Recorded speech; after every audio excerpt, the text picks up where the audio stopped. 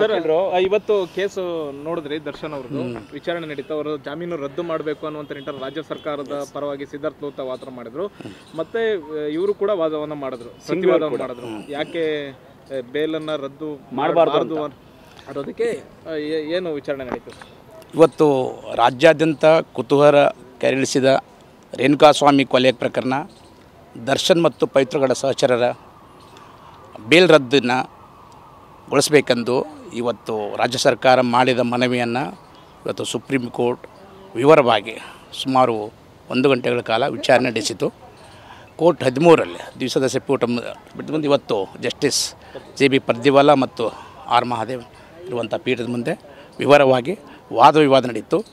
ಮುಖ್ಯವಾಗಿ ಕೋರ್ಟ್ ಕೇಳಿದ್ದು ಅಂದರೆ ದರ್ಶನನ ರೋಲ್ ಏನು, ದರ್ಶನ ಅರೆಸ್ಟ್ ಮಾಡೋಕ್ಕೆ ನೀವು ಯಾವ ಗ್ರೌಂಡನ್ನು ಅಥವಾ ಯಾವ ಒಂದು ಸಾಕ್ಷಿಗಳನ್ನು ಪರಿಗಣಿಸ್ತಿದ್ರಿ ಮತ್ತು ಲೀಡ್ ಎವಿಡೆನ್ಸನ್ನು ಏನಾದರೂ ಇದ್ದಾವೆ ಅಂತ ಕೇಳಿದರು. ಅದಕ್ಕೆ ಇವರು ಒಂದು 2-3 ಸೆಕೆಂಡದ ವಿಡಿಯೋ ಇದೆ ಅಂತ ಹೇಳಿದರು, ಅಥವಾ ಸ್ಕ್ರೀನ್ಶಾಟ್ ಇದೆ ಅಂತ ಹೇಳಿದರು, ಅಥವಾ ಒಂದು ಕೆಲವು ಫೋಟೋ ಇದೆ ಅಂತಂದರು. ಅದು ಯಾವುದನ್ನು ಇವರು ಇನ್ನೂ ಕೊಟ್ಟಿಲ್ಲ ಕೋರ್ಟಿಗೆ. ಮತ್ತು ಸಪ್ಲಿಮೆಂಟ್ರಿ ಎವಿಡೆನ್ಸನ್ನು ಕೂಡ ಸಪ್ಲಿಮೆಂಟ್ ಚಾರ್ಜಸನ್ನು ಕೂಡ ಸಲ್ಲಿಸಿದ್ದಾರೆ. ವಿವರವಾಗಿ ಎಲ್ಲ ವಾದ ವಿವಾದವನ್ನು ಇವತ್ತು ಮಾಡಿದ್ದಾರೆ. ಮತ್ತೆ ವಿಚಾರಣೆನ ಮೇ 14ಕ್ಕೆ ಮುಂದೂಡಿದೆ. ಇವತ್ತು ಸರ್ಕಾರದ ವಾದ ಏನಾಗಿತ್ತು?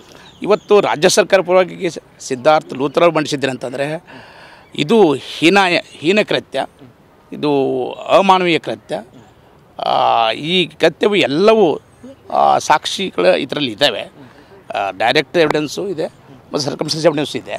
ಅದಕ್ಕಾಗಿ ಜಾಮೀನು ರದ್ದು ಮಾಡಬೇಕಂತ ಅವ್ರ ವಾದ. ಇವರು ನೇರವಾಗಿ ಇನ್ವಾಲ್ವ್ ಇದ್ದಾರಂತೆ. ಅವರು ಸಿಂಘ್ವಿ ಅವರ ವಾದ ಏನಂತಂದರೆ ದರ್ಶನ್ ಅಂದರೆ ಯಾವುದೂ ರೋಲ್ ತೋರ್ಸೋಕ್ಕಾಗಿಲ್ಲ ಇಲ್ಲಿವರೆಗೂ. ದರ್ಶನ್ ಯಾವ ರೀತಿ ಇನ್ವಾಲ್ವ್ ಇದ್ದಾನೆ, ಯಾವ ರೀತಿ ಭಾಗಿಯಾಗಿದ್ದಾನೆ ಅನ್ನೋದನ್ನು ತೋರ್ಸೋಕ್ಕಾಗಿಲ್ಲ ಪ್ರಾಸಿಕ್ಯೂಷನ್ಗೆ. ಅದಕ್ಕೆ ಈ ರೀತಿ ಯಾವುದೇ ಆರೋಪ ಬಂದಾಗ ನನ್ನ ಮೇಲೆ ನಾವು ಅರೆಸ್ಟ್ ಮಾಡಬೇಕಂದ್ರೆ ನೀವೇನಾದರೂ ಕಾರಣ ಕೊಡಬೇಕು. ಯಾವಗೋಸ್ಕರ ನಾನು ಅರೆಸ್ಟ್ ಮಾಡ್ತಾಯಿದ್ರೆ 1, 2, 3, 4 ಕಾರಣಗಳನ್ನು ಕೊಡಬೇಕು ನೀವು. ಆ ವ್ಯಕ್ತಿಯ ರೋಲ್ ಏನು ಆ ಕೇಸಲ್ಲಿ, ಅವನು ಯಾವ ರೀತಿಯಿಂದ ಇನ್ವಾಲ್ವ್ ಆಗಿದ್ದಾನೆ, ಯಾವುದೂ ಕೂಡ ಇನ್ನೂವರೆಗೆ ರಾಜ್ಯ ಸರ್ಕಾರ ಪ್ರಾಸಿಕ್ಯೂಷನ್ ಫೇಲ್ ಆಗಿದೆ ಅಂತ ಅವ್ರ ವಾದ. ಮತ್ತೆ ಪೋಸ್ಟ್ ಮಾರ್ಟಮ್ದು ಕೂಡ ಕೇಳ್ತಾರೆ, ಶೆಡ್ ಅವತ್ತಿಂದ ಪಂಚನಾಮೆ ಕೂಡ ಕೇಳ್ತಾರೆ. ಈಗ ಅದನ್ನು ಕೊಡ್ತಾರೆ ಸರ್ಕಾರದವರು, ಮತ್ತು ಅವರಿಗೆ ಟೈಮ್ ತೊಗೊಂಡಿದ್ದಾರೆ, ಸರ್ಕಾರದವರು ಸಲ್ಲಿಸ್ತಾರೆ.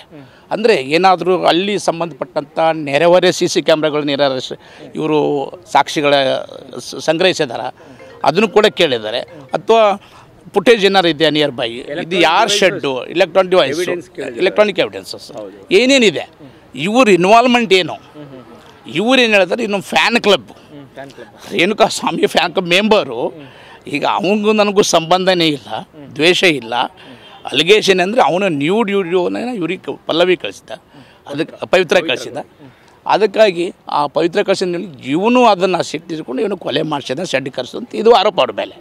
ಆದರೆ ಇನ್ನೂವರೆಗೂ ಪ್ರಾಸಿಕ್ಯೂಷನ್ನು ಯಾವುದೇ ತರಹದ ದರ್ಶನ್ ಇರುವ ರೋಲನ್ನು ಪತ್ತೆ ಮಾಡಿಲ್ಲ, ಸಾಕ್ಷಿನೂ ಕೊಟ್ಟಿಲ್ಲ.